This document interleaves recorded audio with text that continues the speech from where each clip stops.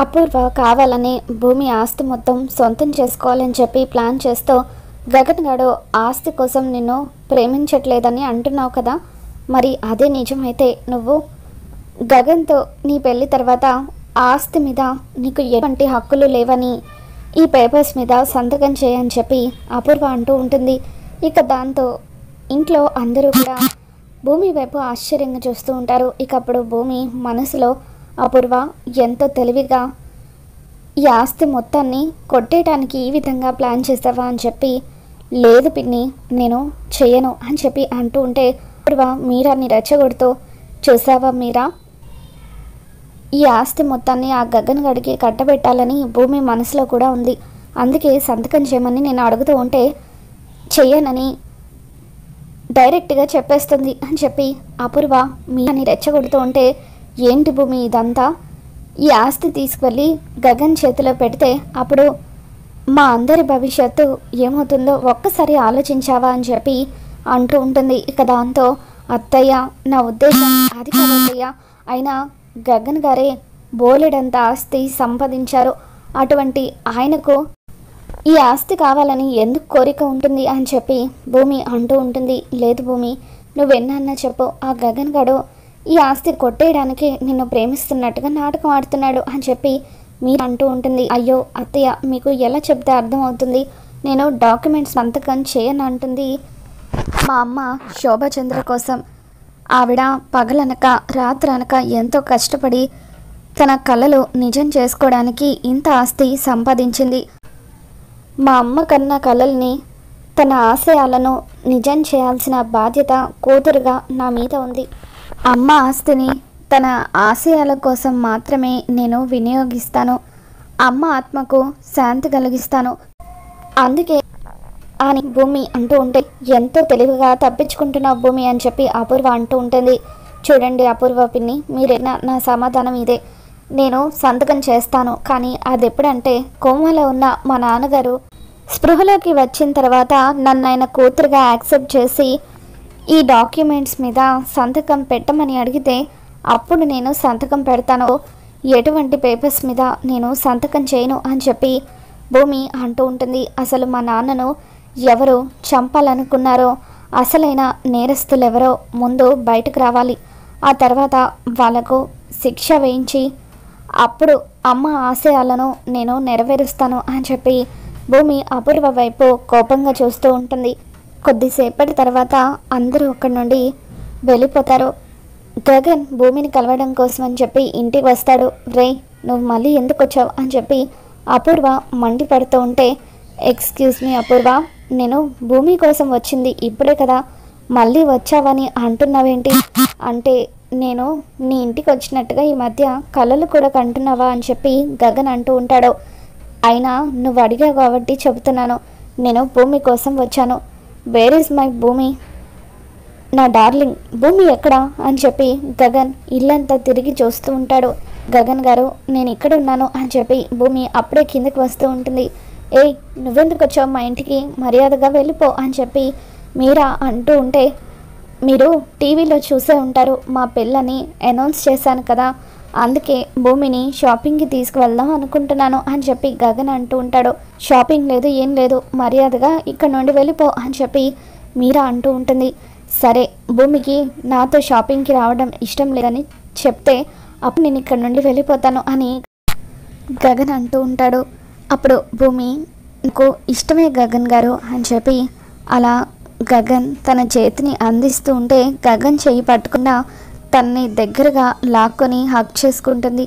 ఇక ఇదంతా చూస్తున్న అపూర్వకి ఒళ్ళు మండిపోతూ ఉంటుంది. గగన్ భూమి ఇద్దరు కూడా ఒకరినొకరు అలా హగ్ చేసుకుని అపూర్వ కళ్ళ ముందు నుండే ప్రేమగా బయటకు వెళ్ళిపోతూ ఉంటే ఇదంతా చూస్తున్న కృష్ణప్రసాద్కి చాలా హ్యాపీగా అనిపిస్తూ ఉంటుంది.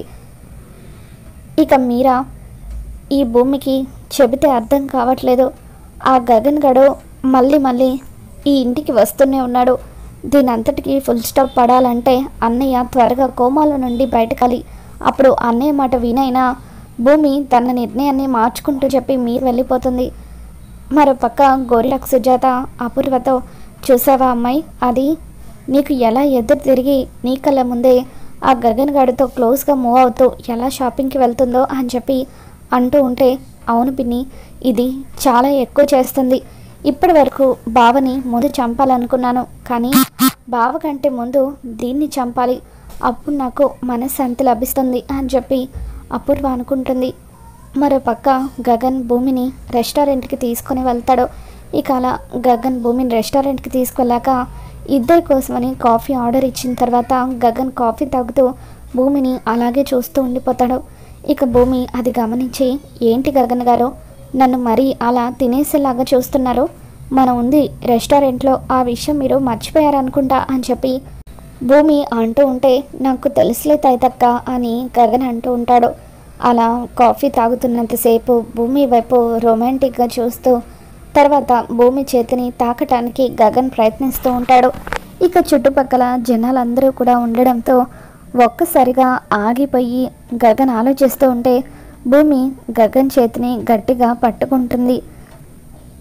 ఇన్ని రోజులు ఈ ప్రేమను మనసులోనే దాచుకొని పైకి మాత్రం ప్రేమ లేనట్టుగా ఎందుకలా నటించారని చెప్పి భూమి అంటూ ఉంటుంది.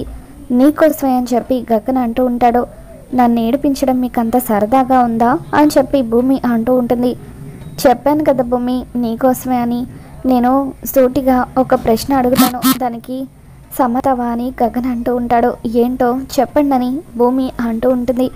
ఎవరైనా వచ్చి నీకు నేను ముఖ్యమా మీ నాన్న ముఖ్యమా అంటే నువ్వు ఏం సమాధానం చెబుతావని గగన్ అంటూ ఉంటాడు. ఇక దాంతో భూమి ఆలోచిస్తూ ఉంటుంది.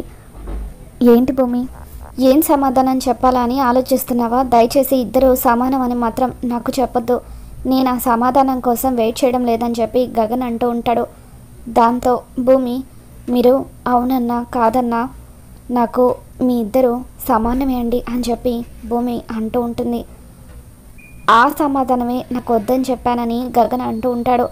మీ ఇద్దరు నాకు రెండు కళ్ళలో ఏ కన్ను కావాలని అడిగితే నేనేం సమాధానం చెప్పగలనని చెప్పి భూమి ఎమోషనల్ అవుతూ ఉంటుంది.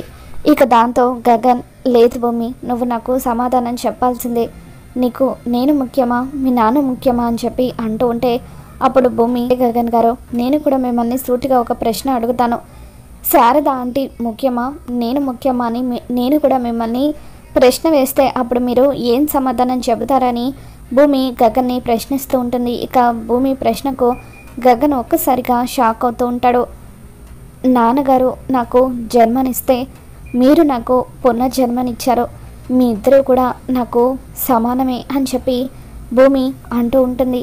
ఇక దాంతో గగన్, అర్థమైంది భూమి, నువ్వు అడిగిన ప్రశ్నతో నువ్వు నాకు ఏం సమాధానం చెప్పాలనుకుంటున్నావో క్లియర్గా అర్థమైంది అని చెప్పి గగన్, ఇంకెప్పుడు కూడా ఇటువంటి ప్రశ్నలు అడిగి నిన్ను ఇబ్బంది పెట్టను, షాపింగ్కి వెళ్దాం పదా అని చెప్పి గగన్ భూమిని షాపింగ్కి తీసుకొని వెళ్తాడు. ఇక తర్వాత భూమికి అక్కడ ఏం తీసుకోవాలో అర్థం కాకపోవడంతో మీరే ఏదో ఒక డ్రెస్ సెలెక్ట్ చేయండి గగన్ గారు అని చెప్పి భూమి అంటూ ఉంటుంది. దాంతో నాకు తెలుసు భూమి నీకు సెలెక్షన్ రాదని, అందుకే నేనే నీ కోసం కొన్ని డ్రెస్సెస్ని సెలెక్ట్ చేసి పెట్టాను, ఇదిగో ఇవి ట్రయల్ వేసుకొని రా అని చెప్పి గగన్ అంటూ ఉంటాడు. దాంతో భూమి కొన్ని డ్రెస్సెస్ని వేసుకొని గగన్ ముందుకొచ్చి నిలబడుతుంది. ఇక అలా కొన్ని డ్రెస్సెస్ భూమికి బాగా సూట్ అవ్వడంతో ఇవి నీకు చాలా బాగున్నాయి, ఇవన్నీ కూడా తీసుకో అని చెప్పి గగన్ అంటూ ఉంటాడు. గగన్ గారు, ఇవన్నీ మోడర్న్ డ్రెస్సెస్, ఇవి వేసుకోవడం నాకు అలవాటు లేదని చెప్పి భూమి అంటూ ఉంటే, ఇక పైన నువ్వు ఇలా అలవాటు చేసుకోవాలి భూమి, ఎందుకంటే ఆ నక్షత్ర లాంటి వాళ్ళు ఈ బట్టలు వేసుకొని ఆ బట్టల వల్లే తమకి అందం వచ్చిందని నిన్ను పని మనిషి అంటూ తక్కువ చేసి మాట్లాడుతున్నారు.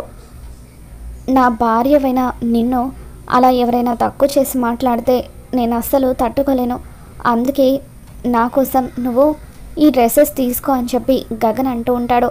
ఆ నక్షత్రకు అపూర్వకి నువ్వు బుద్ధి చెప్పాలి, అందుకే ఈ డ్రెస్సెస్ని వేసుకోమంటున్నానని చెప్పి గగన్ అంటూ ఉంటే ఇక భూమి ఆలోచిస్తూ ఉంటుంది. సరే భూమి, నీకు అంత ఇబ్బందిగా ఉంటే వదిలే అని గగన్ అంటూ ఉంటాడు. లేదు గగన్ గారు, మీకు ఇష్టం కాబట్టి నేను కూడా వేసుకుంటాను అని చెప్పి భూమి అలా మోడర్న్ డ్రెస్ వేసుకుని ఇక అలాగే గగన్తో కలిసి తిరిగి ఇంటికి వస్తుంది. అలా మోడర్న్ డ్రెస్లో ఇంట్లో అడుగుపెట్టిన భూమిని చూడగానే అందరూ ఒక్కసారిగా షాక్ అవుతారు. భూమి, నువ్వేనా? ఈ డ్రెస్లో నువ్వు ఎంత అందంగా ఉన్నావో తెలుసా అని చెప్పి మీరా పొగుడుతూ ఉంటుంది. నిజం చెప్పాలంటే నక్షత్ర కంటే నీకు ఇటువంటి డ్రెస్సెస్ బాగా సూట్ అయ్యాయి అని చెప్పి మీరా అంటూ ఉంటే నక్షత్రకి ఒళ్ళు మండిపోతూ ఉంటుంది.